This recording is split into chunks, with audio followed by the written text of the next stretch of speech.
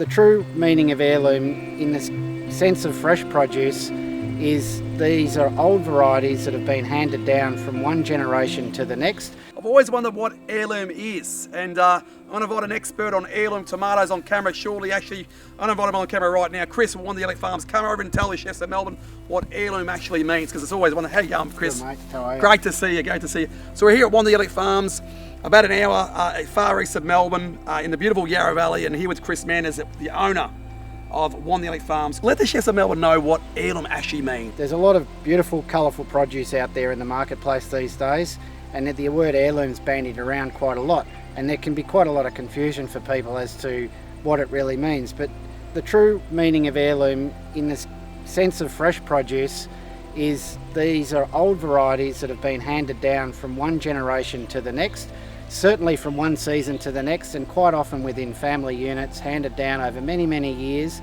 And it's preserving these magnificent old varieties that quite often would have otherwise been lost, and they've been kept going because they've got magnificent qualities from colour to size, but most importantly flavour.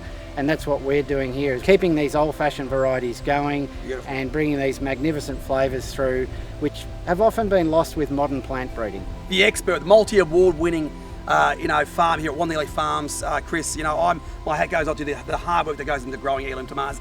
It's not like growing a normal tomato.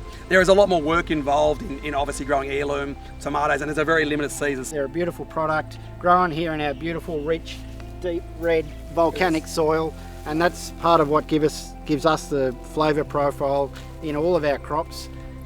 Everything we do is grown in this magnificent red soil that we're really blessed, to be honest, to be able to farm in up here at Wandin. So, here to have a bit of a zoom out here, Blake. Look at the surroundings here. You just can't beat the surroundings on a beautiful summer day. We're going to go from obviously the farm straight into your pack house and see where the hard work continues. Chris, let's go and have a look.